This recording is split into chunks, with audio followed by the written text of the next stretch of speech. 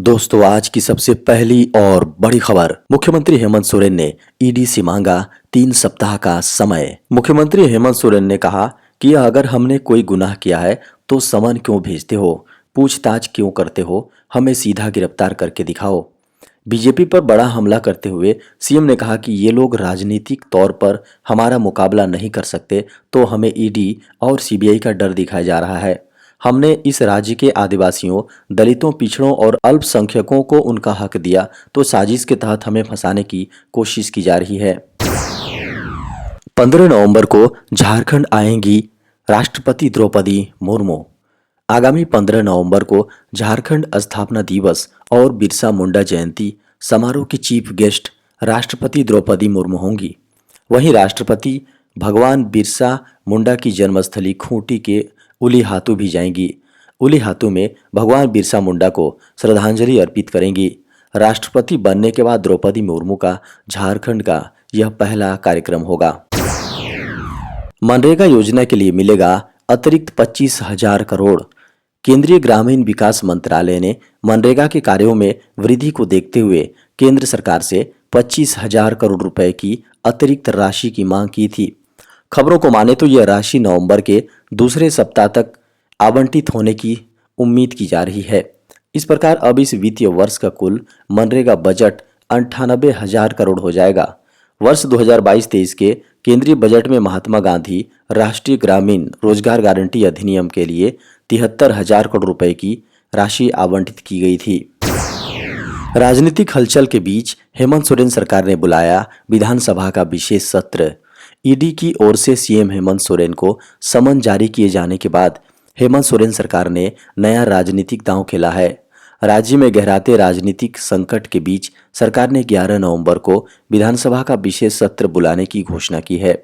इस विशेष सत्र में झारखंड में अधिवास की स्थिति को तय करने के लिए आधार वर्ष के रूप में 1932 को तय करने वाले विधेयक को पारित किया जाएगा।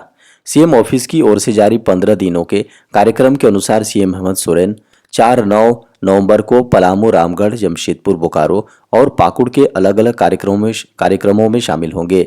10 नवंबर को कैबिनेट की बैठक होगी और 11 नवंबर को विधानसभा का विशेष सत्र होगा। इस तरह इस सत्र में सरकार झारखंड की नई स्थानीयता विधेयक पास कराएगी। छत्तीसगढ़ के रायपुर पहुंचे मुख्यमंत्री हेमंत सोरेन। झारखंड के मुख्यमंत्री श्री हेमंत सोरेन छत्तीसगढ़ के रायपुर पहुंचे। झारखंड के मुख्यमंत्री हेमंत सोरेन के राजधानी रायपुर पहुंचने पर स्वामी विवेकानंद विमानतल पर आत्मीय स्वागत किया गया। बता दें कि झारखंड के सीएम हेमंत सोरेन राजधानी रायपुर के साइंस कॉलेज मैदान में आयोजित 3 दिवसीय राष्ट्रीय आदिवासी नृत्य महोत्सव एवं छत्तीसगढ़ राज्योत्सव के समापन अवसर पर मुख्य अतिथि के रूप में शामिल हो रहे हैं। आईएएस पूजा सिंघल की जमानत याचिका हाईकोर्ट से खारिज। निलंबित आईएएस पूजा सिंघल को झारखंड हाईकोर्ट से झटका लगा है। हाईकोर्ट ने उनकी जमानत याचिका खारिज कर दी है। हाईकोर्ट के न्यायाधीश जस्टिस संजय द्विवेदी की अदालत ने सभी पक्षों को सुनने के बाद पूजा सिंघल को जमानत देने से इनकार कर दिया। पूजा सिंघल ने स्वास्थ्य कारणों का हवाला देते हुए हाईकोर्ट से जमानत देने की गुहार लगाई थी। बेल पर सुनवाई के दौरान पूजा सिंघल के वकील ने कहा कि वह लंबे समय से इस मामले में जांच टीम को सहयोग कर रही हैं और जमानत पर रिहा होने के बाद भी वह सहयोग करेंगी। पूजा सिंघल को ईडी ने 11 मई को गिरफ्तार किया था। इसके बाद से ही वह जेल में बंद हैं।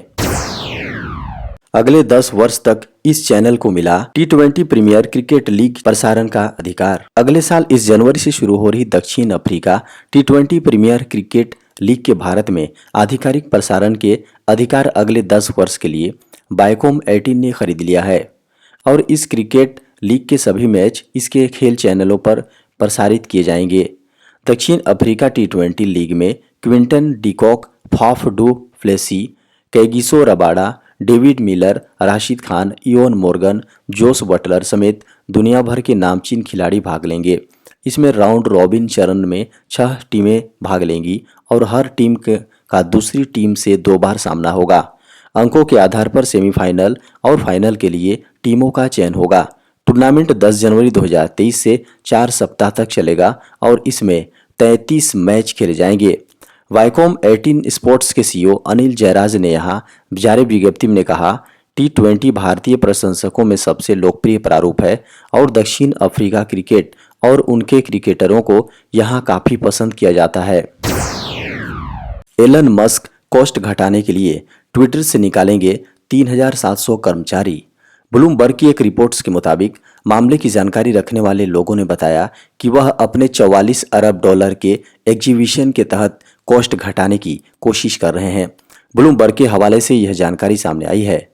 खबरों को माने तो ट्विटर के नए ओनर प्रभावित कर्मचारियों को शुक्रवार तक इस संबंध में सूचना देना चाहते हैं। मस्क की कंपनी की कहीं से भी काम करो की नीति को बदलने की योजना है। कुछ लोगों को छोड़कर ज्यादातर कर्मचारियों को ऑफिस पहुंचने के निर्देश दिए जा सकते हैं। खबरों को माने तो 60 दिन का सेवरेंस पे की भी चर्चा। सूत्रों ने कहा कि मस्क और उनके एडवाइजर्स की team San Francisco based Twitter job cut और पॉलिसी में बदलाव के बाद के संभावित हालात का आकलन कर रही है। ऐसी भी चर्चा है कि छटनी के आंकड़े में बदलाव हो सकते हैं। दो लोगों ने कहा कि एक परिदृश्य में निकाले जाने वाले कर्मचारियों को 60 दिन के वेतन के बराबर सेवरेंस पे का ऑफर दिया जाएगा। सेबी ने सहारा के निवेशकों को रिफंड की 138 करोड़ रुपए की राशि। भारतीय प्रतिभूति एवं विनिमय बोर्ड सेबी ने अपनी एक हालिया वार्षिक रिपोर्ट में जानकारी दी है कि उसने एक दशक के दौरान सहारा की 2 कंपनियों के निवेशकों को 138 करोड़ रुपए रिफंड किए हैं। खबरों को माने तो पुनर्भुगतान के लिए विशेष रूप से खोले गए बैंक खातों में जमा राशि को बढ़ाकर 24,000 करोड़ रुपए से ज्यादा हो गई है।